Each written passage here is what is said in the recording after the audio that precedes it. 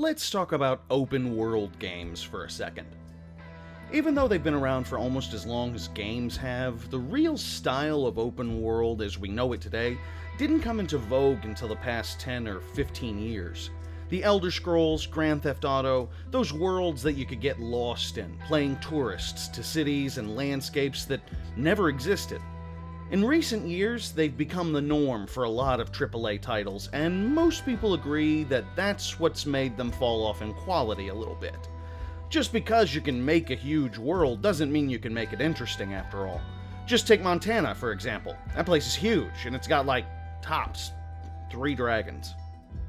But it's not all bad. I see open world games sort of like pizza. Big, sprawling, and able to accommodate a number of tastes, and even when it's bad, it isn't terrible. Even the shittiest pizza is something you can get the most of your money out of, and if a $60 AAA release is all you'll be able to afford for quite some time, an open world game will at least keep you busy till the next one comes around. But what happens when the missions and hours you can spend are all the same, and pretty dull? What do you do when the pizza you're going to live on for the weekend looks good but is mostly made of crust? What do you do when your game is crusty? God damn it, that was awful. Look, I'm talking about Tom Clancy's Ghost Recon Wildlands. While the layout and visuals of Wildlands might be some of the best of the year, it's just beautiful gift wrap over the same 3 presents over and over again. And the presents aren't even that great, unless you like face tattoos. Ghost Recon Wildlands essentially plays like this. You're a member of your standard, tough guy elite team of top secret soldiers who have been dropped into Bolivia to enact Operation Kingslayer. Your mission is to destroy the Santa Blanca cartel, a Mexican-led drug operation that has taken over a significant portion of Bolivia, essentially turning it into its own cocaine-fueled sovereign nation. And while that sounds like a lot of fun to people like Roxo the Clown, everyone else is suffering. So you gotta get in there and take down the cartel, lieutenant by lieutenant, until you finally get enough intel to take down El Chapo McTattoo-Face over here. This game made me think very heavily of 2 other games. The first one is obvious, Grand Theft Auto. Like Grand Theft Auto, the Bolivian landscape that you're surrounded by is enormous, and you find yourself commandeering one disposable vehicle after another to speed down roads, cover rivers, and fly over mountains. The difference between the GTA world and the faux Bolivia represented here, though, is that, well, Bolivia isn't fun. Wildlands takes itself really seriously, which is fine. But that makes the huge world that they've created an absolute slog to get through. You're not going to meet a lot of methed out, wacky characters who say funny things and have bizarre requests. You're not going on missions beyond shooting a guy, interrogating a guy, or stealing a guy's vehicle. And when you do get to steal a vehicle, you're dealing with one impoverished South American town after another, so you're not exactly gonna find a huge variety of hot rods and impressive rides. And when you do find that impressive ride, you've still gotta drive several kilometers to the next mission while listening to the worst radio imaginable. There were times in Grand Theft Auto 5 that I had to drive way out to the sticks for one reason or another, but it didn't bother me, because I was in a Lamborghini listening to Bootsy Collins. So Wildlands is indeed a huge world, but the stuff you get to do in that world is minimal at best. I'm not trying to suggest that a gritty military game needs a ton of weirdo characters like Rockstar does, but after you've played this game for an hour, you've officially taken part in every mission type they have available. And that's painful. The second game that Wildlands made me think of was Mercenaries' Playground of Destruction. In Mercenaries, you're part of an elite force behind enemy lines, obtaining gear and weapons and killing one lieutenant after another until you finally gain enough intel to take out the final big bad guy. Sound familiar? The difference, though, is really similar to what I mentioned before with my comparison to GTA.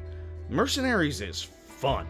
It's seriously one of my favorite sandbox games of all time. You steal tanks, call in airstrikes, and execute an absurd amount of enemy troops, all in an open world with a veritable arsenal of guns and explosives to collect. It's fast and fun, and I absolutely love it. So what has it got that Wildlands doesn't? Well, I'm convinced it has everything to do with the map. You've got your whole world to explore, and as you eliminate people from your hit list, more people become available to hunt without the need to spread them over as much landmass as physically possible. In Wildlands, every region is dedicated to one of the lieutenants of the cartel. In Mercenaries, those lieutenants pop up over time, so the world is smaller, but you spend a fraction of the time getting around, and an even smaller fraction being so bored that you're considering washing the dishes while the next region loads. To be fair to Wildlands, Mercenaries has a far more run-and-gun feel to it. It isn't quite as tactical and strategic, so the comparison might not completely hold water. But having played both for several dozen hours each, I can honestly say that the best things Wildlands did, to me, was get me to write several harassing letters to Pandemic demanding that they do an HD remake of Mercenaries. Of course, Pandemic's been shuttered for years, but still! My anger requires an outlet. The Collectathon is not all bad in Wildlands. The weapons and weapon accessories that are spread across the map are pretty cool, and you can customize their paint jobs.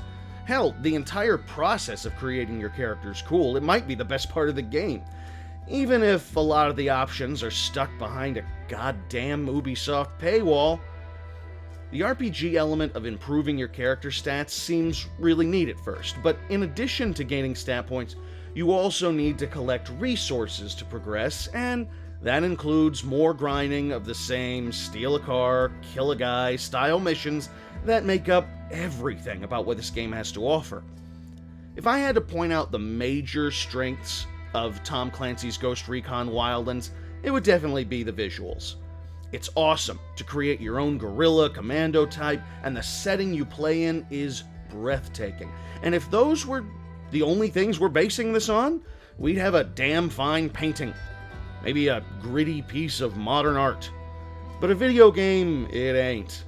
Wildlands is a jaded attempt at cashing in on the current popularity of open-world games by creating one that Ubisoft hopes will dazzle you visually long enough to never notice that everything there is to do is dull, dull, dull.